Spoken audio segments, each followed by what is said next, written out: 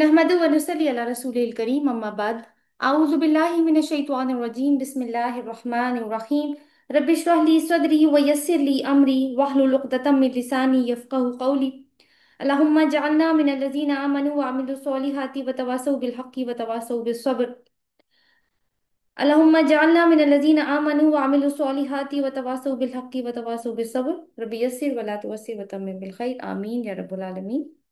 पिछले हफ्ते जो सूरतुल आराफ की आयत हमने कवर की थी वो 12 से लेकर 21 तक की थी। हमने ये देखा कि इंसानियत की तख्लीक का आगाज कैसे हुआ और इंसान जन्नत से इस दुनिया तक कैसे पहुंचा, इसको क्यों तख्लीक किया गया, इसका दुश्मन कौन बना और इस सफर का आगाज बिल्कुल कैसे हुआ वो हमने देखा। इंसान की तख्लीक के 3 मराहिल से कि वो मिट्टी से बना, फिर इसका तस्विया हुआ, फिर अल्लाह ने इसमें अपनी रूह में से फूंक दिया और फरिश्तों को सजदे का हुक्म दिया। मगर एक एंटिटी ऐसी थी जिसने सजदा करने से इनकार किया और वो था इब्लीस। और वजह ये बताई कि मैंने इनकार किया क्योंकि मैं आदम से बेहतर हूं, मैं आग से बना हूं और वो मिट्टी से।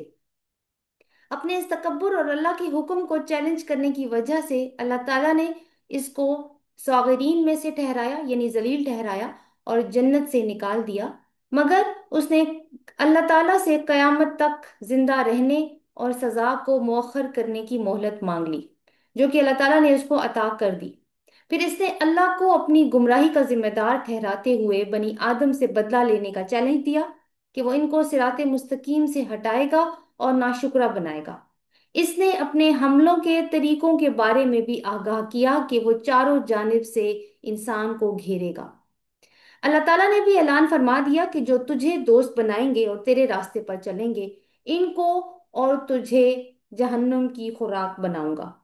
इस सारी गुफ्तगू से जो अल्लाह और इब्लीस के दरमियान में हुई, हमने इब्लीसी सिफात को पहचानने की कोशिश की ताकि हम उनसे बच सकें। फिर अल्लाह ताला ने आदम अलैहिस्सलाम से खिताब फरमाया और इनको जन्नत में इनकी जोजा हजरत हवा अलैहिस्सलाम के साथ रखा और फरमाया कि ये सारी जन्नत तुम्हारे लिए खुली है, बस एक दरख्त के पास नहीं जाना वरना जालिम हो जाओगे। शैतान ने वसवसा डालना शुरू किया और अपनी दुश्मनी का आगाज किया, और उसका मकसद क्या था कि आदम और हवा की शर्मगाहें जो उनसे छुपा कर रखी गई थी जाहिर कर दे एक दूसरे पर। और आहिस्ता आहिस्ता बड़ी मुस्तकिल मिजाजी से और कड़ी मेहनत के बाद इसने उनको यकीन दिलाया कि अल्लाह ने इनको दरख्त से इसलिए मना फरमाया कि कहीं वो फरिश्ते ना बन जाएं और कहीं वो जन्नत के परमानेंट रेजिडेंट्स ना बन जाएं। ये वो ख्वाहिशात हैं जिनकी लालच हर इंसान के नफ्स में मौजूद है। इसने इनको हवा दी और अपनी उनके साथ खैरख्वाही का यकीन दिलाने के लिए कस्में तक खाईं। आज हम देखेंगे कि क्या वो कामयाब हुआ अपने इस चैलेंज में जो इसने रब को दिया था। क्या आदम और हव्वा अपने रब के हुक्म पर खड़े रहे या शैतान की साजिशों का शिकार हो गए। आज का सेशन इस लिहाज से भी यूनिक होगा कि आज हमारी क्लास में हमने एक पर्सनैलिटी को दावत दी है। इसका एक इंटरव्यू होगा, लेकिन उससे पहले हम जो आयात हमारी रह गई हैं 22 से लेकर 25 तक, उनका मुतालिया हम करेंगे सूरत आराफ की। तो आगाज करते हैं आयत नंबर 22 से। आऊज़ु बिल्लाहि मिनश शैतानिर रजीम बिस्मिल्लाहिर रहमानिर रहीम। फदल्लाहुमा बिगुरूर फलम्मा ذاقا الشجرة بدت لهما سوآتهما وطفقا يخصفان عليهما من ورق الجنة وناداهما ربهما ألم أنهكما عن تلكما الشجرة ألم أنهكما عن تلكما الشجرة وأقل لكما إن الشيطان لكما عدو مبين صدق الله العظيم। बस इसने उन दोनों को धोखे के साथ खींच लिया। फिर जब दोनों ने इस दरख्त को चख लिया तो इन दोनों की शर्मगाहें इन दोनों के लिए नुमायां हो गई और वो दोनों शुरू हो गए अपने ऊपर जन्नत के पत्ते चिपकाने। और पुकारा इन दोनों को उनके रब ने, क्या मैंने तुम दोनों को इस दरख्त से रोका नहीं था? क्या मैंने नहीं कहा था तुम दोनों को कि बेशक शैतान तुम दोनों का खुला दुश्मन है। तो सबसे पहले जिस आयत के हिस्से को हम पढ़ेंगे वो पहला हिस्सा है, आप देख लीजिए। फदल्लाहुमा बिगुरूर, पहला लफ्ज फदल्लाहुमा, इसको अंडरलाइन कर लीजिए। یہ جو لفظ ہے یہ اصل میں ہے کیا ہے؟ دلہ. فا تو حرف جار ہے اور ہما ضمیر ہے، لیکن اصل میں جو لفظ بیچ میں آ رہا ہے وہ ہے، جو فعل آ رہا ہے وہ دلہ ہے. یہ جو ہے یہ دال لام لام کے روٹ سے ہے، اور اس روٹ سے تین الفاظ نکلتے ہیں، تینوں نوٹ کرنے ہوں گے. پہلا ہے دلوا. دلوا کہتے ہیں ڈول کو. جو ڈول کیا ہوتا ہے؟ جو کنویں میں ڈالا جاتا ہے، لٹکایا جاتا ہے اور پانی اوپر کھینچا جاتا ہے. دوسرا لفظ ہے ادلا. یہ ایک پروسیس ہے، ڈول لٹکا کر پانی اوپر کھینچنا. اس میں وقت بھی لگتا ہے اور محنت بھی. اور تیسرا لفظ جو اس روٹ سے نکلتا ہے وہ ہے دلہ. دال اور لام پہ شد، نہیں دو دفعہ لام.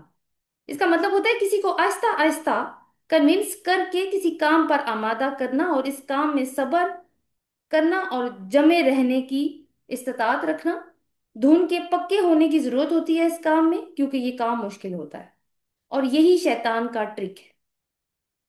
پہلے ڈول ڈالتا ہے یعنی وسوسہ ڈالتا ہے، پھر ادلا والی سٹیپ پہ آ جاتا ہے، یعنی انسان کو اس وسوسے پر عمل درآمد کروانے کے لیے محنت اور کوشش کرتا ہے اور اپنا وقت لگاتا ہے.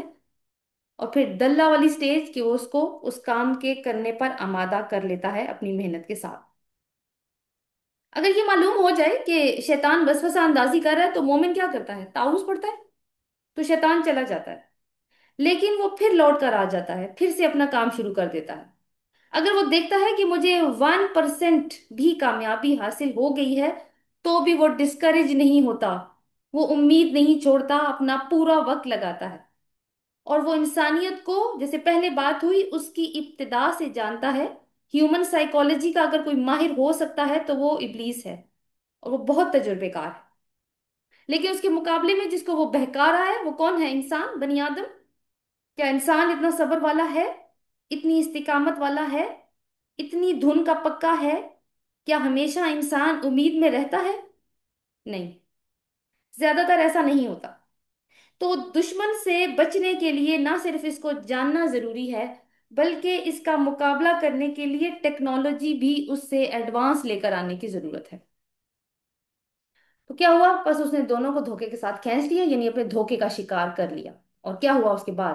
فَلَمَّا ذَاقَا الشَّجَرَةَ بَدَتْ لَهُمَا سَوْآتُهُمَا وَطَفِقَا يَخْصِفَانِ عَلَيْهِمَا مِنْ وَرَقِ الْجَنَّةِ. یخصفانی کو انڈرلائن کر لیجیے. پھر جب دونوں نے اس درخت کو چکھ لیا تو ان دونوں کے لیے ان دونوں کی شرمگاہیں ظاہر ہو گئیں، اور وہ دونوں شروع ہو گئے اپنے اوپر چپکانے جنت کے پتے. یعنی شرمگاہیں جب کھل گئیں تو انہوں نے کیا کیا کہ اپنے اپنی جسموں کو چھپانے کے لیے جنت کے پتوں کا استعمال کرنا شروع کیا. تو شیطان کا وار تو کام کر گیا نا، اور دونوں نے درخت سے کھا لیا. نافرمانی ہو گئی رب کی. اب سزا کیا ملی؟ جنتی لباس اتر گئے. اللہ بہتر جانتا ہے کہ وہ کس نوعیت کے لباس تھے. بہرحال ان کی شرمگاہیں ایک دوسرے پر کھل گئیں، اور جب ان کو احساس ہوا کہ وہ بے لباس ہو چکے ہیں تو بدحواسی میں جنت کے پتوں سے اپنے آپ کو کور کرنے لگے. یکسیفانی، یکسیفانی خوصفہ سے ہے، مطلب ہوتا ہے چیزوں کو ایک دوسرے کے اوپر چپکانا. یہاں سے ہمیں جو دو پوائنٹس ملتے ہیں وہ یہ ہے کہ نمبر ون، انسان کے اندر شرم و حیا کا جذبہ فطری طور پر موجود ہے. اور اس کا مظہر ہمیں کہاں نظر آ رہا ہے؟ یہاں پہ بھی نظر آ رہا ہے، اور ویسے کہاں نظر آتا ہے کہ انسان اپنے جسم کے مخصوص حصوں کو دوسروں کے سامنے کھولنے میں فطرتاً حیا محسوس کرتا ہے. تو قرآن ہمیں یہ بتاتا ہے کہ یہ شرم انسان کے اندر فطری طور پر موجود ہے، یہ کسی ایوولوشن کا نتیجہ نہیں ہے، جیسے کہ سائنس کہتی ہے کہ وہ تھیوری آف ایوولوشن سے انسان وجود میں آیا ہے. تو یہ کسی ایوولوشن کا نتیجہ نہیں ہے، بلکہ کیا ہے؟ یہ فطری چیز ہے جو روز اول سے ہی انسان کے اندر موجود تھی، اور اس کی دلیل ہمیں یہاں سے مل رہی ہے پہلے انسان سے. دوسری بات یہ ہے کہ شیطان کی پہلی چال جو انسان نے جو اس نے انسان کے خلاف چلی، اصل میں وہ کیا تھی؟ وہ اس کو اس کی فطرت سے ہٹانے والی تھی. فطرت میں کیا ہے؟ حیا. اور یہ تھی کہ اس نے اس کے شرم و حیا کے جذبے پر ضرب لگائی، اور برہنہ کر دیا ان دونوں کو، تاکہ وہ فواہش کا راستہ کھولے اور جنسی معاملات میں ان کو گمراہ کرے. یعنی اس نے اپنے دشمن کے اوپر ایک ایک کمزور ترین مقام سے حملہ کیا جو کہ انسان کی زندگی کا جنسی پہلو تھا. تو اور اس چیز پہ ضرب لگائی جو اللہ تعالیٰ نے ایک انسان کے اندر فطرت میں چیز رکھی تھی. اور یہ جو روایت ہے شیطانوں کی اور اس کے پیروکاروں کی، یا یوں کہنا چاہیے کہ اس کے لاؤ لشکروں کی، یہ آج تک قائم ہے. اب دیکھیں کہ ہیومن ایڈوانسمنٹ میں کوئی بھی کام نہیں ہو سکتا جب تک کہ اس کی اچھی طریقے سے پروموشن نہ کی جائے، اور اس پروموشن میں خاتون کو، کسی عورت کو بے پردہ لا کر نہ سامنے پریزنٹ کیا جائے. اب یہاں پہ کیا ہے کہ بے حیائی ہو گئی. اور ایک پوائنٹ جو بہت اہم ہے، جو جس کو ہمیں بہت زیادہ سمجھنے کی ضرورت ہے، وہ یہ ہے کہ بے حیائی سزا ہے. لباس کا اتر جانا سزا ہے. لباس عزت اور تکریم کی علامت ہے. اور آج آپ دیکھیں الٹا ہی چلن ہے. جس کا جتنا مختصر لباس ہے وہ اتنا ہی زیادہ عزت والا شمار ہوتا ہے. لیکن ہم یہ نہیں سوچتے اس واقعے پہ غور کر کے کہ اصل میں تو سزا ملی تھی انسان کو. پھر یہ کہ یہ اگر ہم سوچیں کہ وہ سم ٹائم یہ سوچ آ سکتی ہے کہ شاید اس درخت کے پھل میں کوئی ایسی خاصیت تھی کہ جس کو کھا لینے سے آدم اور ہوا کے سطر کھل گئے تھے. تو ایسی بات نہیں ہے. اصل میں تو یہ اللہ کی نافرمانی کا ہی صرف نتیجہ تھا. اللہ تعالیٰ نے پہلے ان کا سطر اپنے کسی سسٹم، کسی انتظام سے ڈھانپا ہوا تھا، لیکن جیسے ہی انہوں نے حکم کی خلاف ورزی کی تو اللہ کی وہ حفاظت جو ان کے اوپر تھی وہ ان سے ہٹا لی گئی اور ان کا پردہ کھل گیا.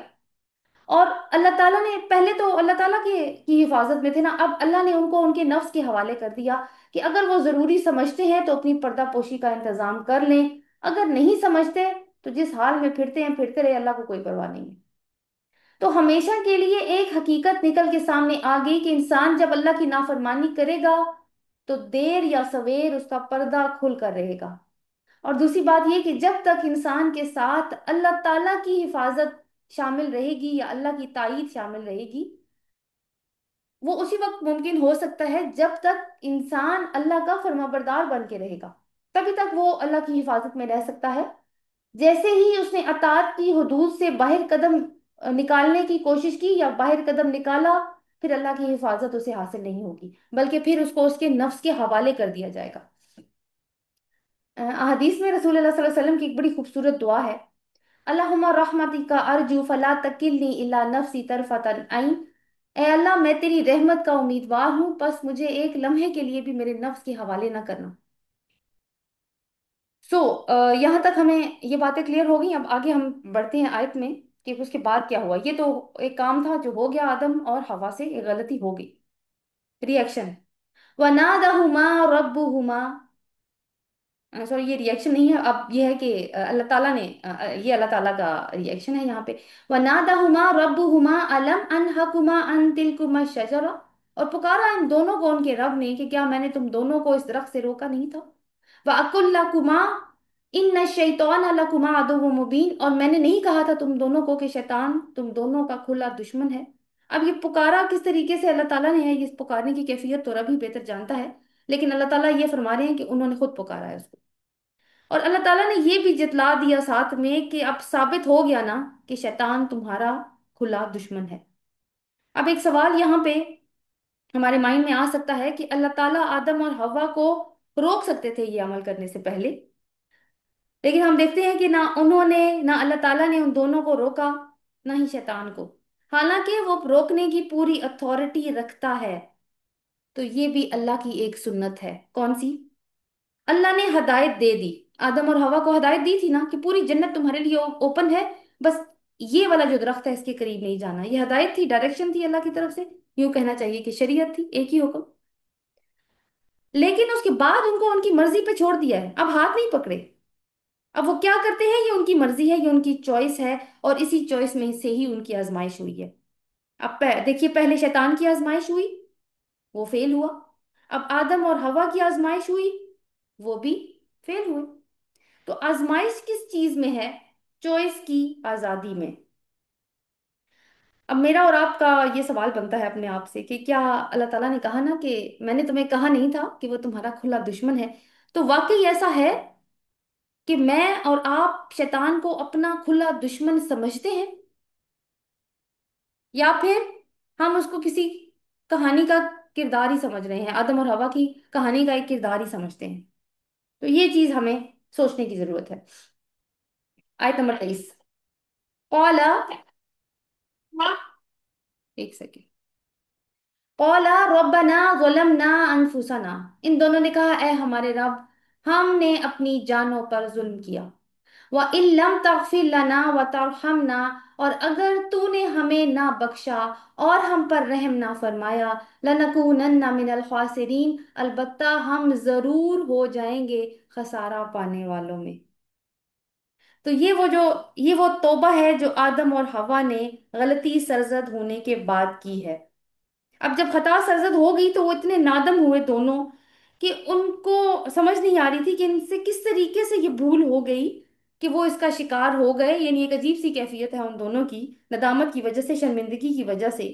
لیکن اب کیا کرنا ہے یہ نہیں پتا چل رہا، دل سے تو پتا چل گیا، دل سے تو رجوع کر لیا اللہ کی طرف کہ ندامت جو ہے وہ اسی بات کا ایک ثبوت ہے کہ انسان جو ہے یا جس سے بھی خطا ہوئی ہے وہ اللہ کی طرف جھک گیا ہے، کہ تسلیم کر لیا اس نے کہ جو حکم تھا حکم عدولی کر دیا میں نے۔ لیکن اب یہ سمجھ نہیں آ رہی کہ آگے کیا کریں، کس طریقے سے اظہار کریں اپنے رب سے اس چیز کا۔ تو البقرہ میں ہم نے پڑھا تھا آیت نمبر 37 میں، فَتَلَقَّى آدَمُ مِن رَبِّهِ كَلِمَاتٍ فَتَابَ عَلَيْهِ إِنَّهُ هُوَ التَّوَّابُ الرَّحِيمُ، پھر اس کے رب نے آدم کو کچھ کلمات سکھا دیے، پس وہ اس پر مہربان ہوا، بے شک وہ وہی بار بار توبہ کو قبول کرنے والا اور بار بار رحم فرمانے والا ہے۔ وہاں پہ یہ ذکر نہیں ہوا تھا کہ وہ کلمات کیا تھے، وہ صرف اتنی سی بات تھی کہ پھر جب وہ شرمندہ ہوئے تو اللہ تعالیٰ نے آدم کو کچھ کلمات سکھا دیے۔ اب وہ کلمات کیا ہیں وہ ہمیں یہاں پہ آیت نمبر 23 سے پتہ چل رہا ہے، الاعراف کی۔ تو کیا ہے یہاں پہ، کیا ہوا کہ دونوں نے اپنی غلطی کو ایڈمٹ کیا۔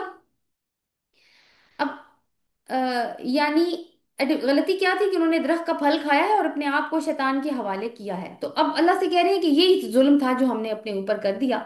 اب اگر آپ نے ہمیں نہ بخشا، تغفر لنا یعنی غفرا، اگر آپ نے ہماری غلطی کو کور نہ کیا، اور صرف غلطی کو کور نہیں کرنا بلکہ کیا کہا ہے کہ ہم پر رحم بھی کرنا ہے آپ نے۔ رحم کیا ہوگا یہاں پر، کہ نہ صرف گناہ کو معاف کرنے جو بھی ہم سے ہو گیا ہے، بلکہ آئندہ ہمیں گناہ کے پاس نہ جانے کی بھی طاقت دیں اپنی رحمت سے۔ اور دوسری بات کہ اگر آئندہ بھی کوئی قصور سرزد ہو جائے اور ہم آپ سے معافی مانگیں تو ہمیں معاف کر دیں، اور اگر ایسا نہ ہوا پھر تو ہم خسارہ پانے والوں میں سے ہو جائیں گے۔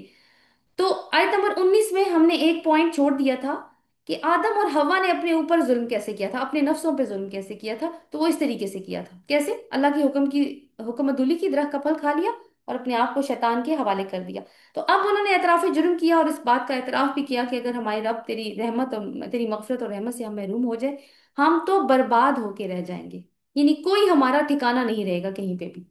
تو اللہ کی صفات تواب اور رحیم تو ہم البقرہ میں اسی تناظر میں پڑھ کے آئے ہیں، اللہ تعالیٰ نے انہیں معاف کر دیا۔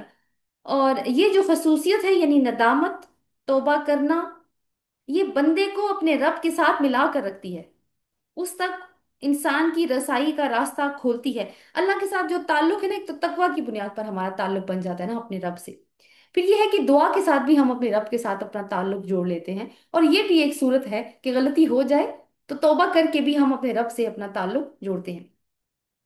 اب تھوڑی دیر رک کے ہم آدم اور ابلیس کا ایک کمپیریزن دیکھ لیتے ہیں، دونوں کرداروں کا۔ کمپیریزن کا مطلب ہوتا ہے سملیرٹیز اور کنٹراسٹ۔ چلیے ہم سملیرٹیز دیکھتے ہیں۔ اللہ نے ابلیس کو عزت بخشی، اس کو فرشتوں میں شامل فرمایا۔ اللہ نے آدم کو بھی عزت بخشی، اس کو خلیفہ چنا، علم دیا، روح عطا کی اور مسجود ملائکہ بنایا۔ اللہ نے ابلیس کو انتخاب کی آزادی دی، جبکہ دوسری طرف آدم کو بھی انتخاب کی آزادی دی۔ دونوں ہی ایک پوائنٹ پر اللہ کے کلوز تھے، دونوں نے ہی اللہ سے کلام کیا، دونوں کو اللہ نے ٹیسٹ کیا، دونوں فیل ہوئے۔ تو یہ ہیں وہ سملیرٹیز جو ان دونوں کے کرداروں میں پائی جاتی ہیں، لیکن فرق کہاں پر ہے، ڈفرینسز کہاں پر ہیں؟ ابلیس نے غلطی کی تو الزام اللہ پر دھرا، جیسے کہ ہم نے آیت نمبر 16 میں پڑھا تھا، اسے کہا بس اے میرے رب چونکہ تو نے مجھے اغوا کیا ہے، ٹھیک ہے، تو میں ان لوگوں کو ستاؤں گا۔ اور اس سے پہلے آیت نمبر 12 میں اس نے کہا تھا کہ میں کیونکہ آگ سے بنا ہوں، وہ مٹی سے بنا ہے، اس لیے میں سجدہ نہیں کروں گا۔ یعنی وہ اللہ کو دلائل دے رہا ہے اور اپنی آپ کو درست ثابت کرنے کی کوشش کر رہا ہے، اور غلطی کے بعد اڑ گیا، اپنے آپ کو جسٹیفائی کر رہا ہے اور اللہ کو غلط ثابت کرنے کی کوشش کر رہا ہے۔ مگر آدم علیہ السلام نے کیا کیا ہے؟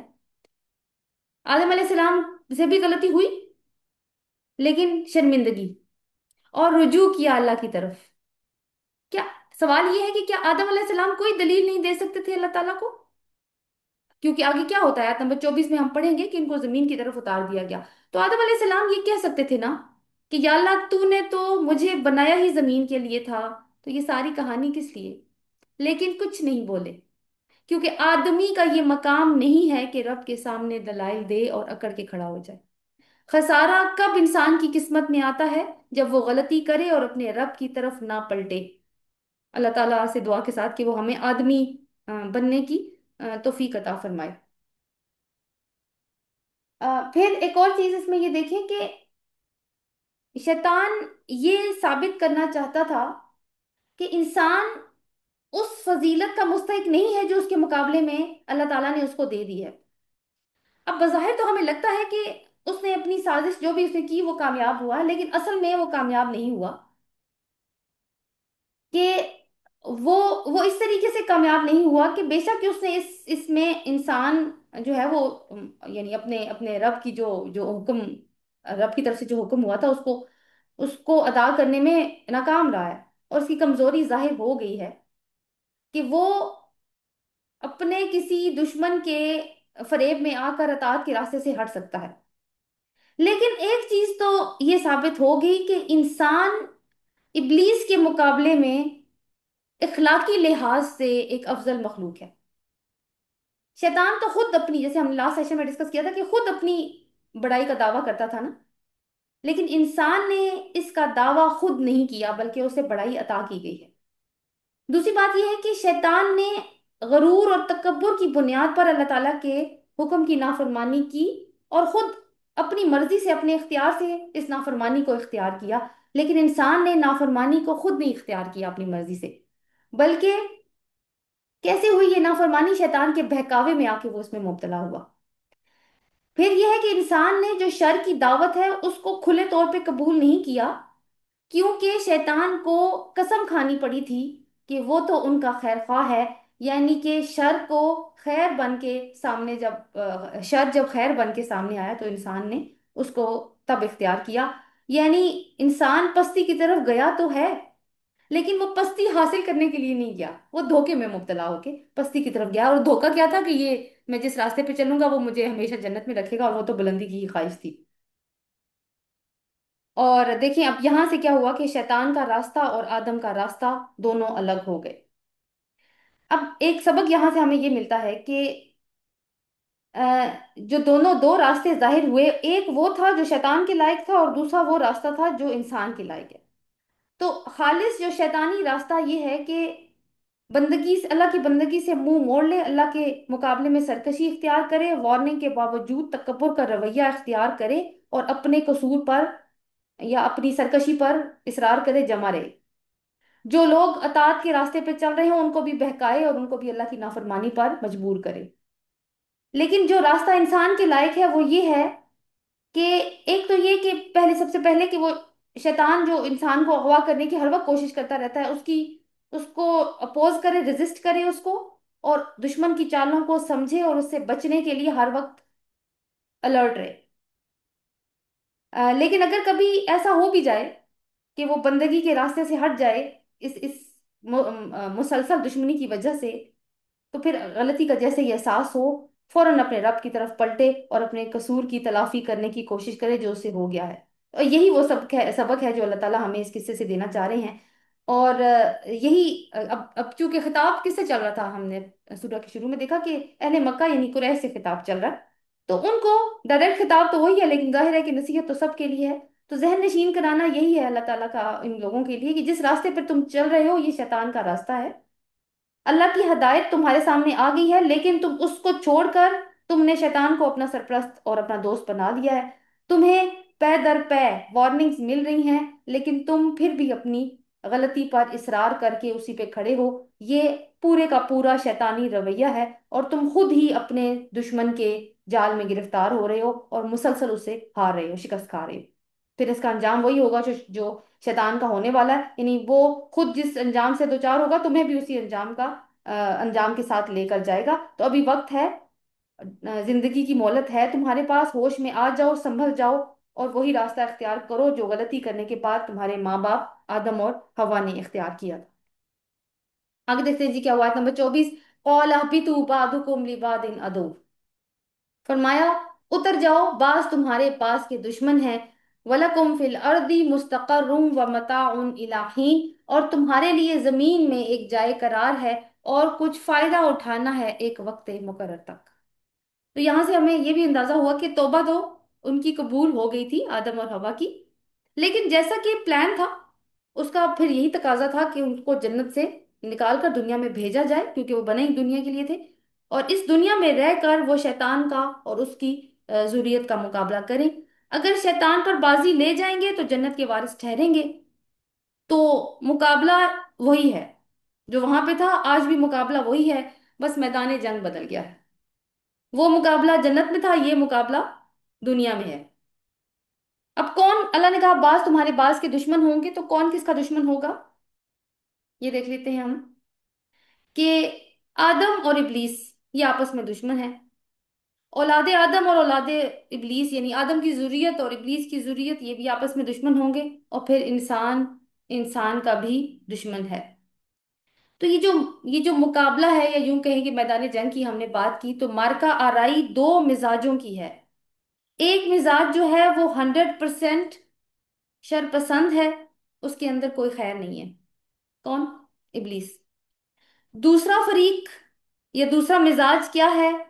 वो खैर और शर दोनों की सलाहियत रखता है, यानी बनी आदम। और ये इसलिए है कि ये अल्लाह ताला ने अपनी मशीयत से जो स्कीम बनाई है वो अपने अख्ताम तक ऐसे ही पहुंचने वाली है। यानी हर आन, हर लम्हे इंसान का मुकाबला है एक शैतान के साथ। मगर यहाँ दुनिया में चाहे कोई भी हो, हमेशा नहीं रहना, बल्कि एक आर्जी ठिकाना है। जैसे मुस्तकर हमेशा रहने की जगह नहीं होती, आर्जी ठिकाना होता है। और यहाँ फायदा उठाने के लिए अल्लाह ताला ने इंसान की जरूरियात को पूरा करने का मुकम्मल बंदोबस्त कर रखा है, लेकिन एक वक्त मुकर्रर तक है, ये हमेशा के लिए नहीं होगा। आगे देखते हैं अगली आयत, आयत नंबर 25। कौला फीहा तहयौना व फीहा तमूतूना व मिनहा तुखरजून। फरमाया इसी में तुम जियोगे और इसी में तुम मरोगे और इसी से तुम निकाले जाओगे। ये क्या है? इसी में तुम जियो, किस में? उसी जमीन में जिधर तुम्हें भेजा जा रहा है, तुमने वहीं जीना है, तुमने वहीं मरना है, वहीं से तुम्हें निकाला जाएगा। तो ये इन तमाम मराहिल का बयान है जिससे इंसान यानी आदम और बनी आदम ने गुजरना है। फिर इनसे गुजर कर वो अल्लाह के पास वापस चला जाएगा, यानी इंसानियत जहां से शुरू हुई थी वहीं पे वापस लौट जाएगी। आलम बाला में रूह की शक्ल में हमें पैदा किया गया, फिर रूहों को सुलाया गया, या वल्लाहु आलम वो जानता है उनके साथ क्या हुआ। अब एक एक करके जमीन पर आ रहे हैं अपनी माओ के जरिए। फिर यहाँ दुनिया में मुख्तलिफ मराहिल तय करते हैं। एक जंग होती है शैतान के साथ, उसकी जुर्रियत के साथ, जैसे भी लड़ते हैं, लड़के फिर एक यानी वक्त पूरा हो जाता है और एक मौत आ जाती है और कब्रों में तदफीन हो जाती है, यानी कब्र के पेट में चले जाते हैं। पहले माँ के पेट के जरिए यहाँ आए थे, अब कब्र के पेट के अंदर चले गए हैं। एक और रास्ता वहां से कहीं और जाना है। और फिर एक दिन सबको इसी जमीन से दोबारा जिंदा करके उठा उठा दिया जाएगा। और उसके बाद क्या होगा? या तो अपने माँ बाप के घर में वापसी होगी, यानी जन्नत में, जो कि हमारे माँ बाप की विरासत है। और या फिर जहन्नुम की वादी होगी, जो कि हासिल उस वक्त होगी अगर शैतान की विरासत पर अमल किया तो। लेकिन चॉइस अल्लाह ताला ने बनी आदम पे छोड़ी है, खुद फैसला तुमने करना है, हदायत दे दी है उसने। आज का सेशन यहीं तक। उसके बाद एक अगली जो आयत हमारी 26 से 43 तक, 43 तक हम पढ़ेंगे। उसमें एक नया मजमून होगा, कहानी इसी को लेके चलेंगे लेकिन एक नए मजमून के साथ। अल्लाह ताला इस दुआ के साथ कि वो हमें शैतान से बचने की भी तौफीक अता फरमाए और अपने नफ्स के शर से भी बचने की तौफीक अता फरमाए, आमीन। सुबहानक अल्लाह व बिहम्दिका नशहदु ला इलाहा इल्ला अंता नस्तगफिरुका व नतूबु इलैक, आमीन। अस्सलाम वालेकुम व रहमतुल्लाहि व बरकातुहू।